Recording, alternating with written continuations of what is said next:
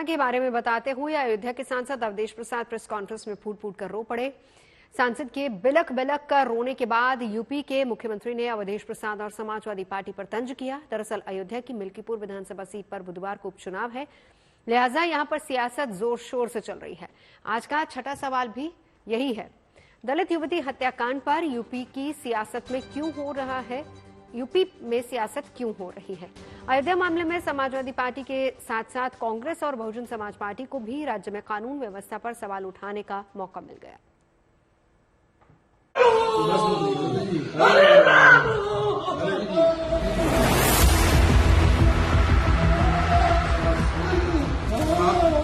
आप उसकी लड़ाई लड़िए। बिलख बिलख कर रो रहे ये हैं अयोध्या के सांसद। मेरा दिल नहीं करता।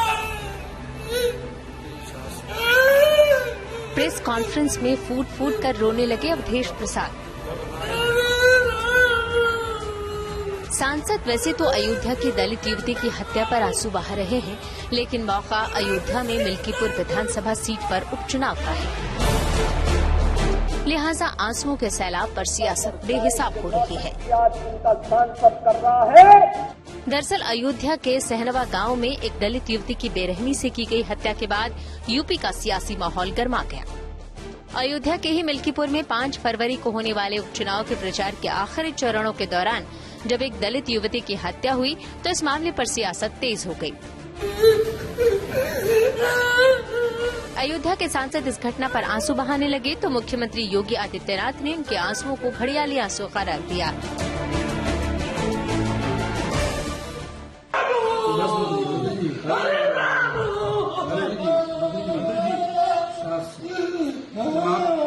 आप उसकी लड़ाई लड़िए। लड़ाई को आप लड़ेंगे, उसको न्याय उसके हमें जाने दो दिल्ली, लोकसभा में जाने दो। मोदी के सामने हम बात रखेंगे, न्याय लग रहा तो हम इस्तीफा दे देंगे, लोकसभा से हम इस्तीफा दे देंगे।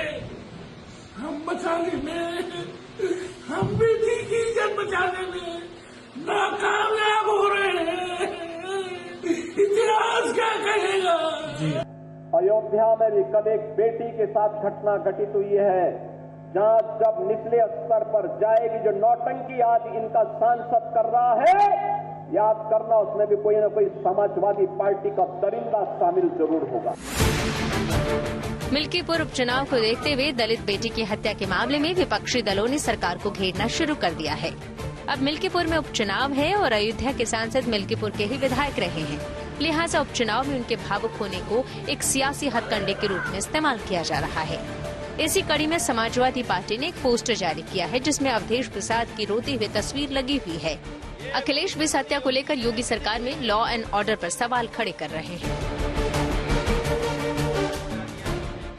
ये समाजवादी पार्टी तो सनातन धर्म की विरोधी है, सामाजिक न्याय के पुरोधाओं और महापुरुषों का विरोधी है।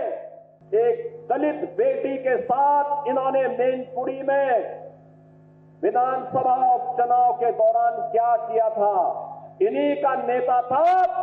उस दरिंदे ने क्या घटना की थी, उस बेटी का गला घोंट करके उसकी हत्या कर दी थी। जिसका इतना लंबा सफर राजनीति करा हो, अगर परिवार के लोगों का दुख समझ करके अगर उन्हें रोना आ गया, दुख हो गया उन्हें, तो सोचो हमारे वस्त्र पहनने वाले लोगों ने क्या कहा, उन्होंने क्या कहा, आप में से बहुत सारे लोग जानते होंगे। कांग्रेस और बहुजन समाज पार्टी भी इस मुद्दे को लेकर सरकार पर हमलावर है।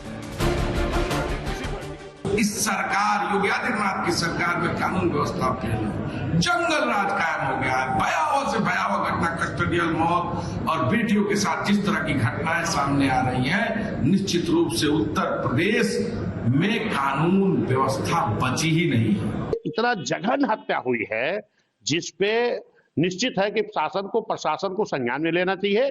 और मेरी ये मांग है कि ये शासन को न्याय देना चाहिए, प्रशासन को मिलकर के, और गरीब परिवार है उनको आर्थिक मदद भी देनी चाहिए। मिल्कीपुर उपचुनाव से पहले हुई इस वारदात को पुलिस ने सुलझा लेने का दावा किया है। पुलिस ने इस कांड में 3 आरोपियों को हिरासत में लिया है और वारदात की कड़ियों को जोड़ने की कोशिश कर रही है। लेकिन इस मामले पर यूपी की सियासत में आया तूफान फिलहाल थमने का नाम लेता दिखाई नहीं दे रहा।